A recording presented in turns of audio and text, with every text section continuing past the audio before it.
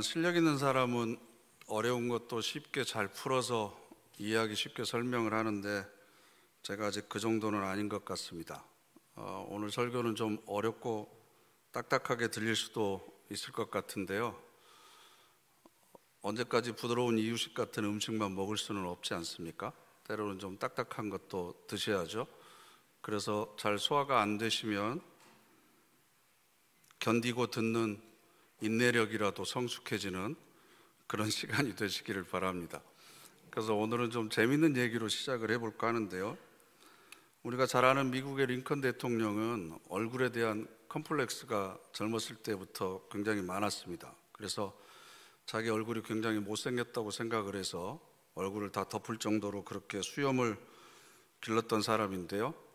어느 날 갑자기 생각을 해보니까 나만큼 못생긴 것도 귀한 것이 아닌가, 나 같은 사람이 하나쯤은 있어야 되지 않은가, 그렇게 생각을 해서 자기가 계속 살아야 될 이유를 발견을 한 거죠. 그래서 사람들 앞에서 자신의 못생긴 것을 주제로 해서 전체 분위기를 부드럽게 하고는 했습니다. 대통령이 되기 전에 한 번은 어느 모임에 초청을 받아서 손님으로 갔는데 예정에 없던 연설을 자기에게 시키는 겁니다. 그래서 마지못해 연설을 하게 되었는데 자기는 여기 설 사람이 아니고, 말하자면 손님으로 온 주제에 갑자기 나와서 연설을 하게 돼서 미안합니다 라는 이야기를 해야 되잖아요. 그런데 그 얘기를 이렇게 풀어서 이야기를 합니다. 제가 어느 날 숲길을 걷고 있다가 어떤 부인과 마주쳤습니다. 그런데 저를 본 부인이 소스라치게 놀랐습니다. 갑자기 못생긴 얼굴을 마주하니까 부인이 놀란 겁니다. 그래서 제가 부인 죄송합니다.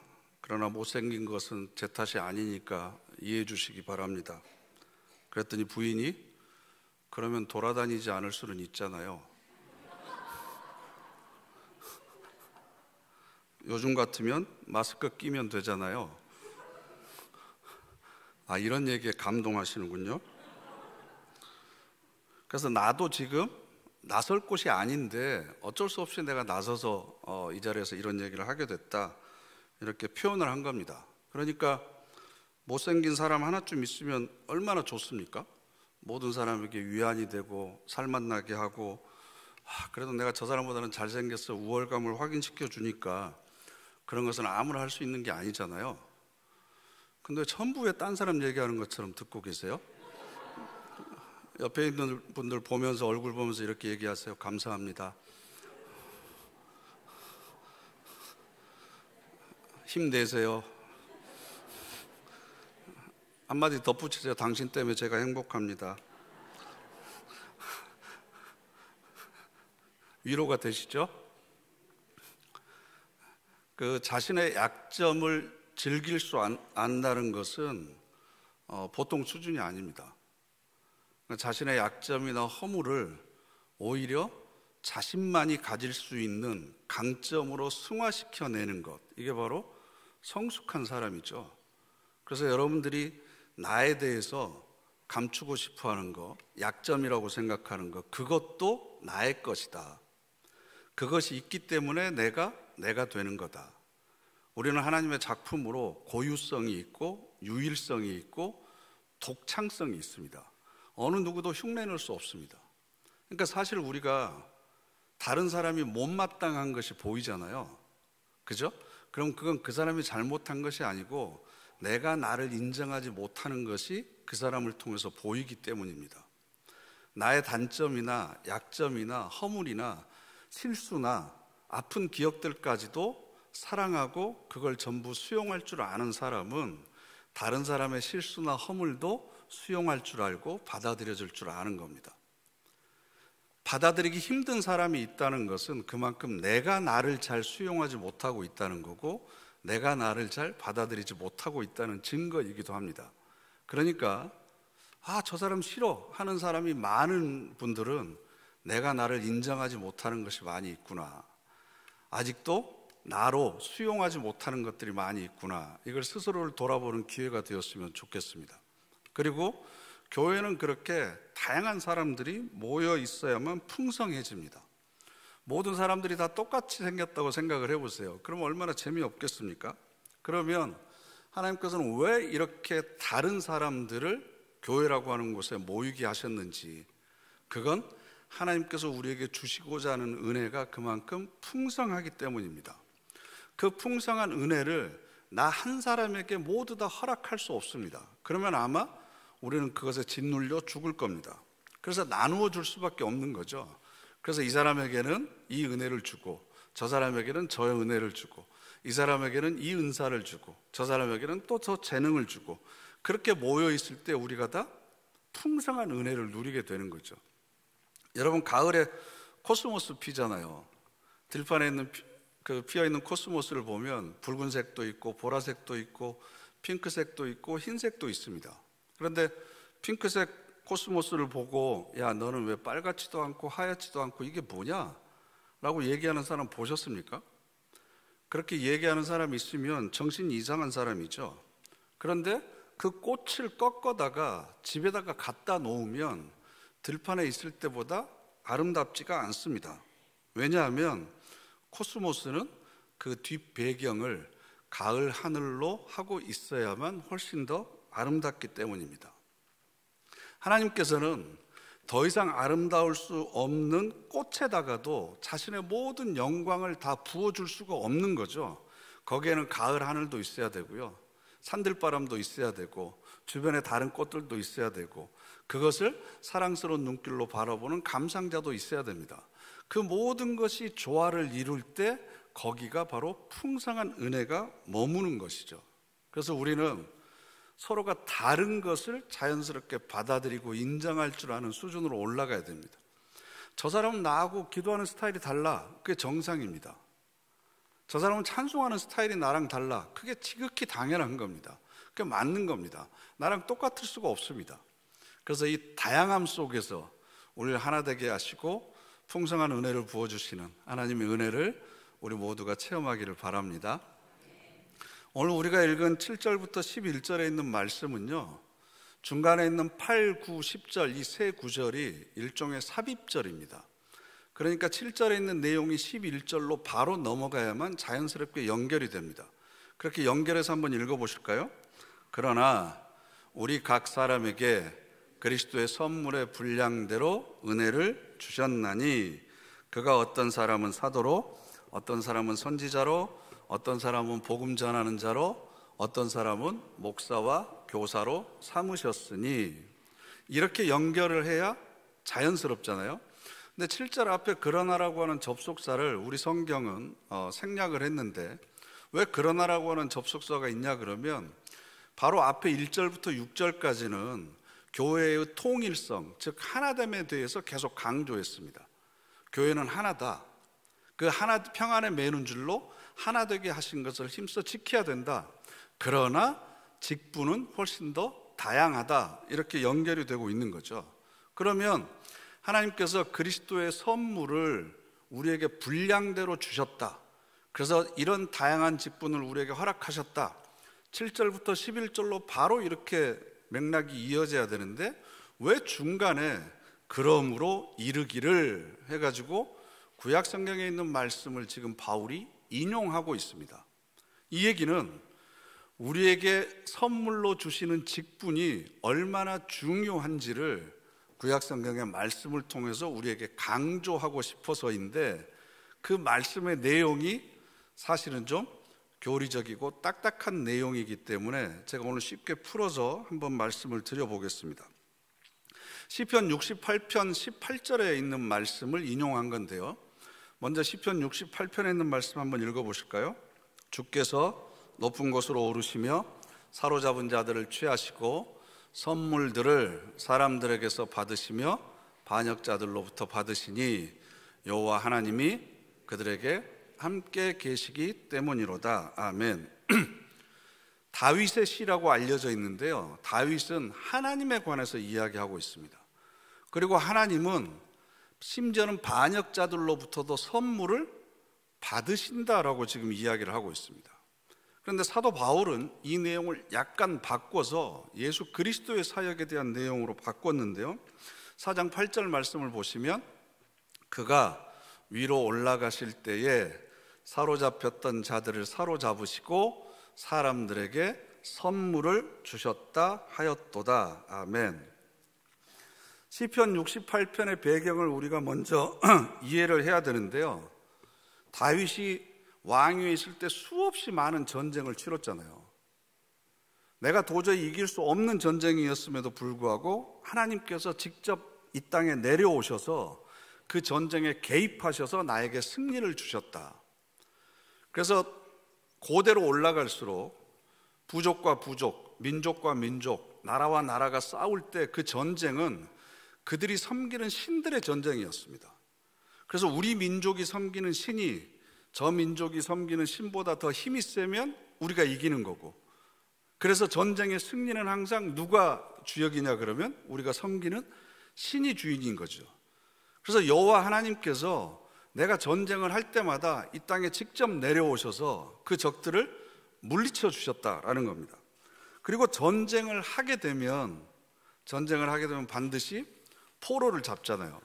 왕과 귀족들과 장군과 그 병사들을 포로로 잡습니다. 그리고 그들이 가지고 있는 금은보화와 가축들을 빼앗습니다. 그러면 그것을 다시 하나님께서 올라가셔서라고 표현을 하고 있거든요. 올라가셨다라고 하는 것은 내려오셨다는 것을 전제로 하고 있는 표현이잖아요. 하나님께서 다시 올라가셔서 그 모든 전리품들을 병사들에게 선물로 다 나누어 주시는 거죠. 이 내용을 지금 다윗이 하나님께 간증 형식으로 찬양을 하고 있습니다. 그런데 바울은 이 대목을 빌려와서 하나님께서 그렇게 다윗에게 베풀어 주신 것이 바로 예수 그리스도께서 이 땅에 오셔서 우리에게 행하실 사역으로 바꾸어서 지금 설명을 하고 있는 겁니다. 즉 예수 그리스도께서 이 땅에 내려오셔서 죄와 사망의 권세의 포로로 잡혀있던 우리들을 놓아주셨습니다. 우리를 자유롭게 해주셨습니다. 십자가에 자신의 몸을 대속물로 들여서 우리의 죄를 깨끗하게 해주시고 우리가 하나님의 자녀, 즉 구원받은 백성이 되게 해주셨습니다. 그리고 나서 하늘로 올라가셨잖아요. 부활하시고 승천하셨죠. 그러면 그 승천하신 이유가 뭐겠느냐? 다윗의 전쟁을 보면 하나님께서 내려오셔서 개입하시고 승리하게 하신 다음에 올라가셔서 뭘 주셨어요? 전리품들을 상으로 선물로 모든 사람들에게 나눠주셨듯이 예수 그리스도도 부활하시고 올라가신 이유는 우리에게 무엇인가를 나누어 줄 것이 있기 때문에 올라가신 것이다. 그 하나님의 풍성한 것을 우리에게 주시기 위해서다. 그래서 에베소서 4장 8절 말씀을 표준 세번역 성경으로 읽어보면 이런 내용입니다. 그분은 높은 곳으로 올라가셔서 포로를 사로잡으시고 사람들에게 선물을 나누어 주셨다. 포로로 잡힌 사람들을 다시 사로잡아서 꺼내 오신다는 겁니다. 그리고 그 사람들에게 선물을 주신다라는 겁니다. 그래서 올라가셨다라고 하는 표현이 굉장히 중요합니다. 이걸 왜 중요하게 생각하냐면 우리는 보통 내가 구원받았다라고 하는 것을 어떻게 생각하냐면요, 하나님을 아버지로 내가 예수를 그리스도로 고백하면, 그리고 십자가에서 예수님께서 내 죄를 대신해서 자신을 제물로 드려서 내가 깨끗하게 되고 이제 하나님의 자녀가 되었습니다 라고 하는 것을 믿으면 우리는 구원받았다라고 생각합니다. 그리고 그 믿음을 가지고 있으면 나중에 죽어서 하나님의 나라로 갈 것이다 라고 생각을 하는 거죠. 그렇죠? 그러면 구원의 확신을 믿음으로 고백하고 나서 죽을 때까지는 뭐 하는 겁니까? 하나님 나라에 가기까지 이 기간 동안에는 우리가 뭘 해야 되는 겁니까? 교회 나와서 일주일에 한번 예배드리고 헌금하고 봉사하고 이 정도 하는 것이 우리의 목적인가요? 구원을 잘못 생각하면 예수님께서 우리를 지옥 갈 길을 막아놓고 천국 갈 길을 열어놓으신 것 정도로만 생각한다는 거죠. 그러면 예수 그리스도의 십자가의 사건까지만 우리가 인정을 하는 겁니다. 예수님이 십자가에 달려서 죽으신 것으로 우리의 구원은 완성된 거죠. 왜? 우리의 모든 죄를 사하여 주셨으니까. 예수님이 부활하지 않으셨어도 우리는 구원받습니다. 십자가에서 모든 구원은 이루어졌으니까. 그런데 왜 하나님께서 그 아들을 부활시키셔서 하늘로 들어 올리셨느냐? 왜 예수 그리스도께서는 하늘로 올라가셨느냐라는 겁니다. 그게 바로 9절입니다. 내려오셨던 그분이 만물을 충만하게 하시려고 하늘의 가장 높은 데로 올라가신 바로 그분이십니다. 이게 바로 새번역의 번역입니다. 우리를 모든 만물을 충만하게 하시려고, 그 만물 가운데 하나님의 백성이 된 인류, 곧 저와 여러분들만을 범위로 좁혀서 이야기하면 우리가 하나님 나라에 가기까지 우리를 충만하게 하시기 위해서 예수 그리스도께서 하늘로 올라가신 거다. 왜? 우리에게 선물을 주시려고. 그 선물을 주시기 위해서 우리를 구원하셨다라는 겁니다. 그래서 우리를 불러주셨다는 겁니다.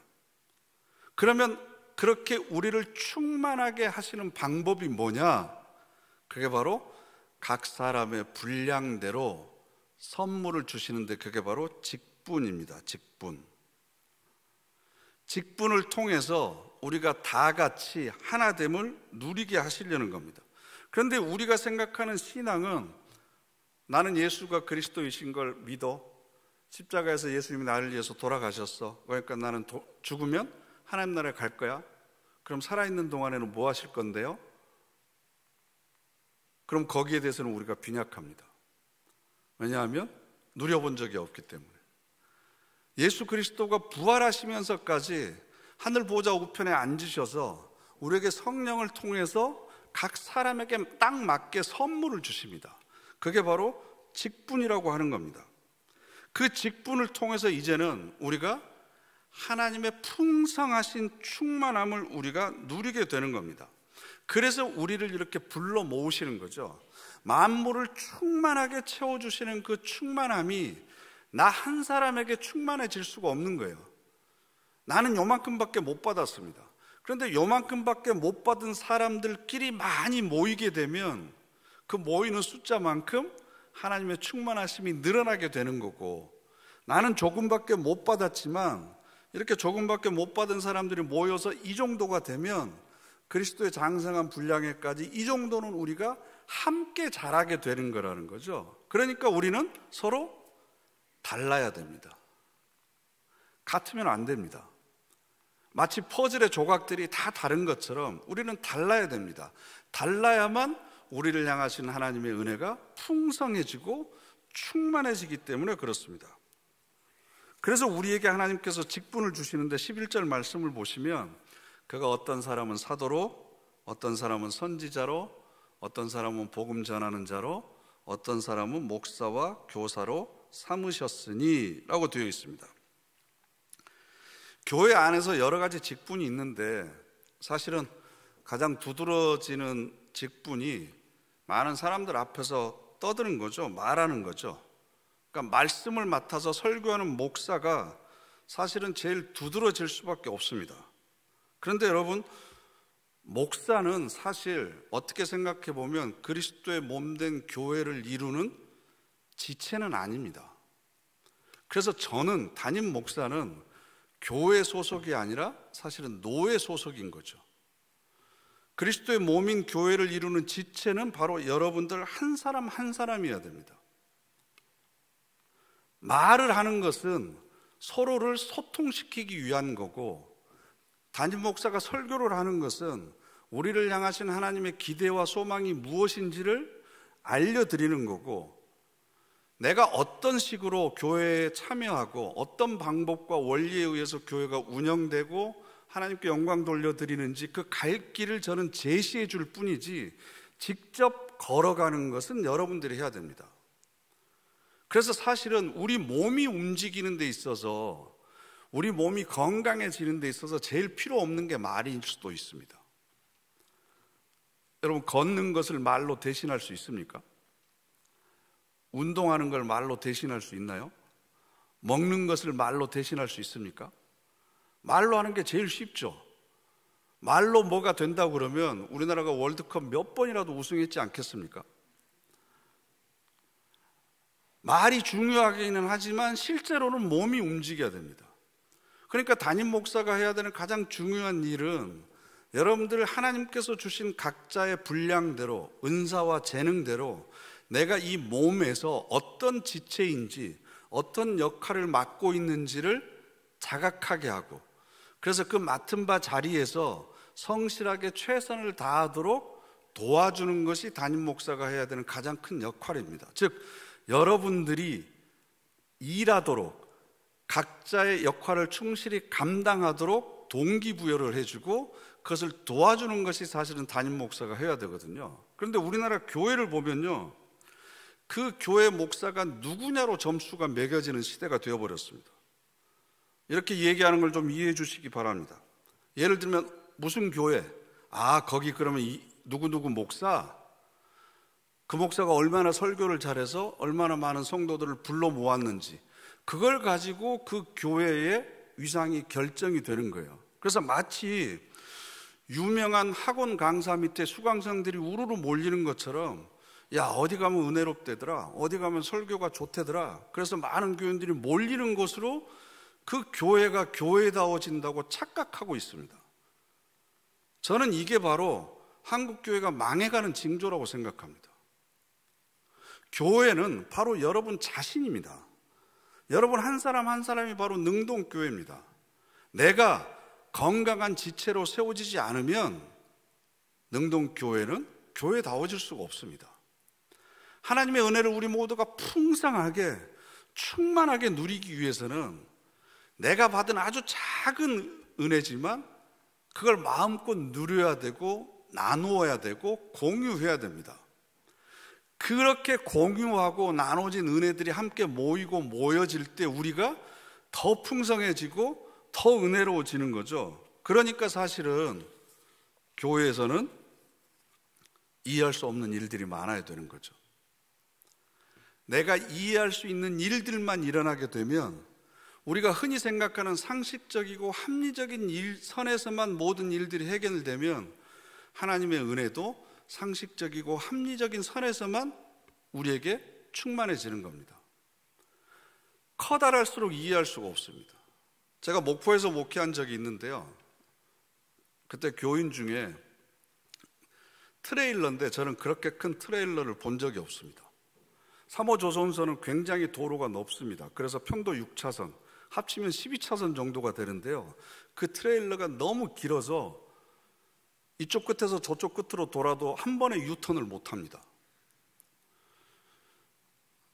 참 그때 보여드릴 수도 없고, 그분이 그 트레일러를 운전하기 위해서 독일 가서 유학을 해야 됩니다. 그만큼 귀한 차입니다. 왜냐하면 그 차에 배를 싣기 때문에. 그래서 처음 저에게 보여줬는데 한 7층짜리 되는 높이의 직사각형의 건물이 하나 실려 있는 거예요. 그 트레일러에. 그래서 저는 그게 뭔지를 몰랐어요. 물어봤더니 그게 배래요.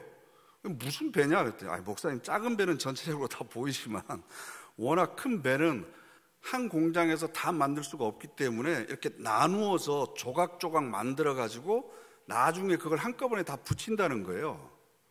그걸 떼놓고 보니까 무슨 건물 떼놓은 것처럼 보이지 큰 배처럼 보이지를 않아요. 여러분, 원이 동그란 것 같죠? 그런데 원이 커버리면 직선처럼 보입니다.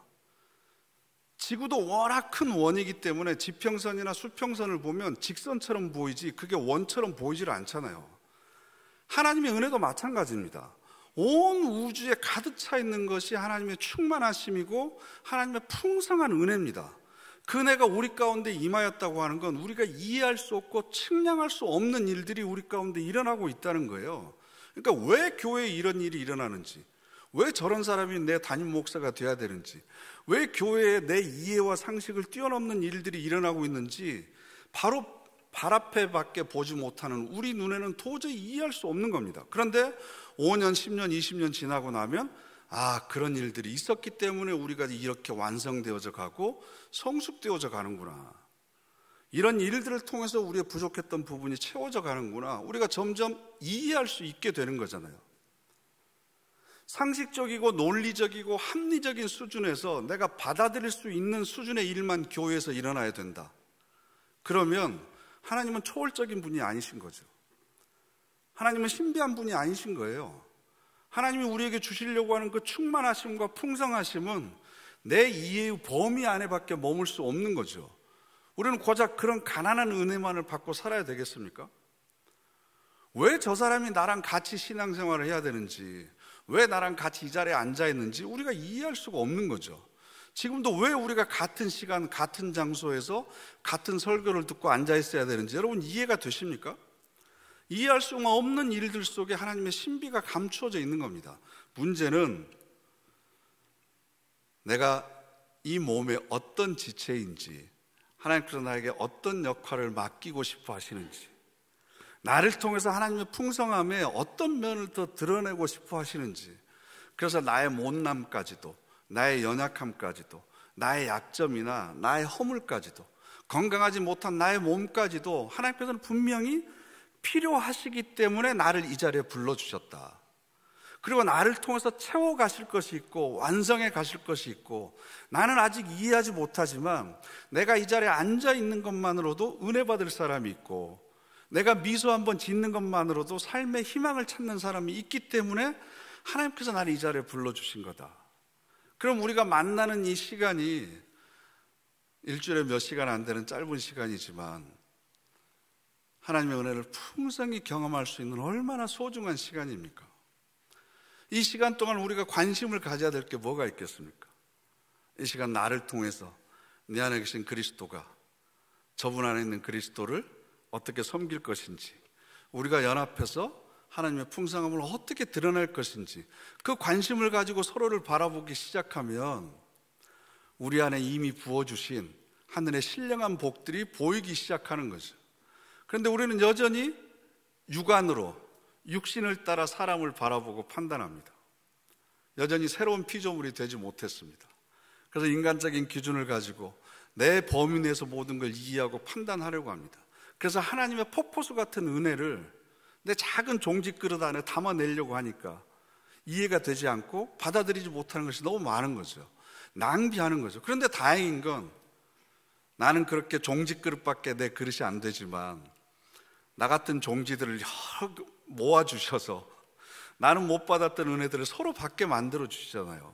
그런 은혜들을 함께 나누고, 그래서 우리가 완성되어지고 예수 그리스도를 머리로 해서 점점점 자라가고 스스로를 세워가는 것이 바로 교회라고 하는 공동체입니다. 그리고 서로 다름을 통해서 우리가 배우게 되고, 내 인격을 조금 더 성숙하게 되고, 좀이라도 참고 기다리게 되고, 그러면서 우리가 그리스도의 마음을 품게 되는 거죠.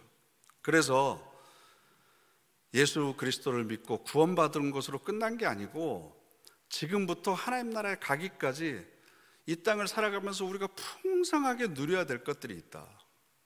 여러분들이 지금까지 신앙생활 하면서 가장 행복했던 때를 한번 생각을 해보세요. 교회 갈 때 마음이 설레고 기분이 좋아지고, 되어지면 보고 싶고, 예배 때 불렀던 찬양과 말씀이 계속 일주일 동안 살아가는데 내 삶에 힘이 되고, 그래서 활력이 되었던 그때보다 더 풍성한 것을 하나님이 우리를 통해 예비해 놓고 계십니다. 그걸 준비해 두고 계십니다. 그러기 위해서는 우리가 마음을 열고 내가 과연 어떤 자리에 서 있어야 되는지 다시 한번 여러분들의 자리를 확인하시고, 하나님께서 우리에게 주신 그 선물을 마음껏 나누시고 누리시는 그런 저와 여러분 되시기를 축복합니다.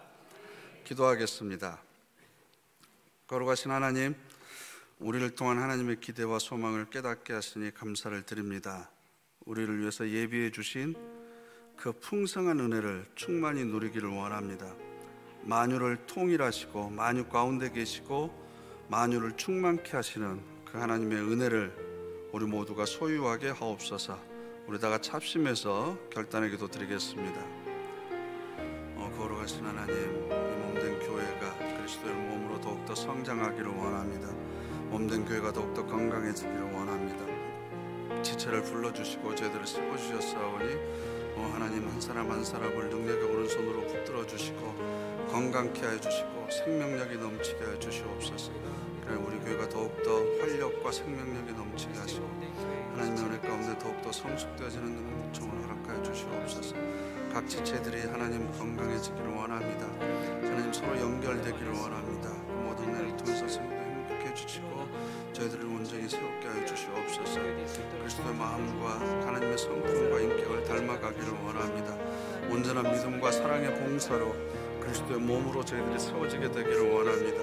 저희들을 통해서 예비해 주신 하나님의 놀라우신 계획을 우리 모두가 품게 하시고 평안에 매는 줄로 하나 되게 하신 것을 힘써 지키도록 인도하여 주시옵소서. 거룩하신 하나님, 우리 교회를 통해서 이루어 가실 하나님의 놀라우신 계획을 기대합니다. 또 저희들을 사용하여 주시기를 원합니다. 우리 모든 성도들 한 분 한 분 귀하고 정말 소중한 하나님의 사람들입니다. 온전히 세워주시고 그래서 우리 모두가 합력해서 그리스도의 장성한 분량에 이르도록 인도하여 주시옵소서. 예수님의 이름으로 기도드립니다. 아멘.